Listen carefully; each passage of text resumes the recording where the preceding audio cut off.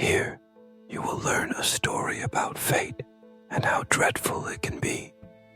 It was a cold December night when the biting wind howled through the bare trees like the sigh of wandering souls. The rain drummed incessantly on the dusty stained glass windows of an old mansion, lost among mists and shadows. With every thunderclap, the house trembled, its long, dark corridors reverberating echoes of footsteps long gone. In the heart of this forgotten mansion, illuminated only by the flickering flame of a candle, Victor kept a lonely vigil. He was surrounded by ancient books, piled like tombs around his desk, and faded portraits of ancestors whose eyes seemed to follow him even in the gloom. Victor was consumed by a nameless pain that corroded him from within, the sharp absence of his beloved Isabella. Her death, recent and cruel, had taken away all his hope. In despair, he sought answers in forbidden tomes of magic, leafing through pages yellowed by tears and time. His heart, torn apart, beat a silent plea. Anything, any price, to bring Isabella back.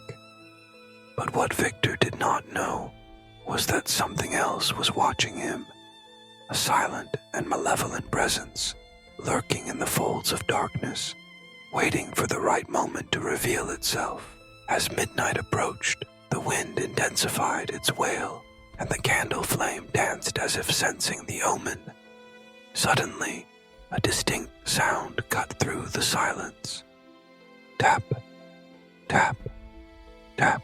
3 dry knocks echoed through the library, coming from the window covered in droplets. Victor raised his eyes, his heart racing. There was no one in sight, only the shadow of the tree swaying outside. Once again, tap, tap, tap. Now, however, the sound seemed to come from all sides, reverberating among the shelves and corridors. With trembling hands, Victor approached the window. Before he could touch the glass, a gust of wind flung the leaves open, and the storm invaded the room. Lightning cut through the sky, illuminating macabre silhouettes. And then, between the flash and the shadow, he appeared, a black raven, larger than ever seen, with red eyes burning like embers and feathers that absorbed all the light around. The creature solemnly perched on the bust of Athena, a marble statue on the shelf, staring at Victor with a cold and supernatural intelligence. Victor recoiled, blood freezing in his veins. His voice, hesitant, broke the silence heavy with electricity. "Who? What are you, night creature?" The raven tilted its head, examining him with a gaze that seemed to pierce his soul. Then, with a distorted, distant, and echoing voice, the bird replied, "Nevermore." The sound reverberated in the room like the tolling of a funeral bell, laden with a meaning Victor could not comprehend. Frightened, but unable to retreat, Victor tried to understand what was happening. The raven seemed not to be of this world, an apparition from a nightmare, or perhaps from an old and macabre tale. With every question Victor asked, the answer was always the same, and increasingly disturbing. "Will I see Isabella again?" he asked with a thread of hope. "Never again," croaked the raven, and Victor felt hope shatter like glass under the weight of grief. "Will my pain ever end?" he begged, tears in his eyes. "Never again," repeated the creature, its voice now sounding like the creak of a rusty door, like the whisper of wind among tombstones. With each answer, the atmosphere grew denser, the darkness more oppressive. Victor felt himself sinking into despair, sanity fading with every heartbeat. In a final flash of madness, he shouted, "Was it you who killed her?" and the raven then spread its wings, plunging the room into deep, cold darkness. Books fell from the shelves, candles were extinguished by a supernatural wind, and a whisper ran through the corridors like laughter coming from beyond. And then Victor saw her. Isabella. She appeared in the shadows, pale, her eyes empty and her lips stained with blood. Her dress was torn, and her presence, ethereal, seemed to float between the world of the living and the dead. With a cold whisper, she accused, "You condemned me."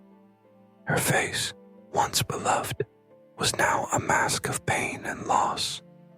The raven cawed once more, "Never again," and Isabella dissolved into smoke, leaving Victor alone in the darkness, his heart torn apart by unbearable guilt. Desperate, Victor tried to drive the crow away, shouting and throwing books at the creature. Nothing had any effect.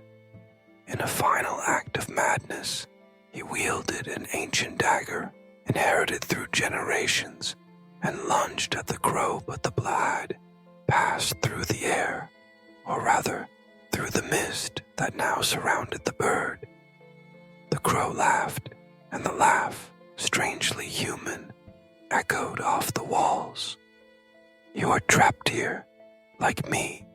The word sounded like a final sentence. Suddenly, the walls began to bleed, scarlet lines slowly dripping, forming forgotten symbols and words.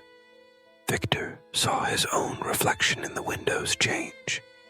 He saw himself aging, rotting, withering, until his image was nothing more than an empty shell, consumed by time and remorse. The silence fell heavy, and only the raven remained, motionless, like a sentinel of fate. When the sun finally rose, its timid rays pierced the fog, illuminating the old, now abandoned mansion. The door creaked, and a new visitor, curious and unaware, crossed the threshold. The crow, now perched on the roof, watched attentively, its eyes shining in the dim light.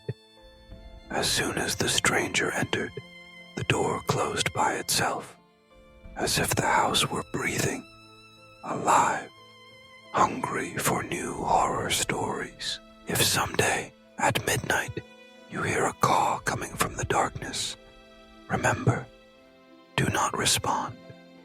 The raven may be waiting for you, ready to whisper your fate. It will never be too early or too late to seek refuge, or to subscribe to our channel. That is, if you have the courage to hear the dark voices of the night. Never again, never again, never again.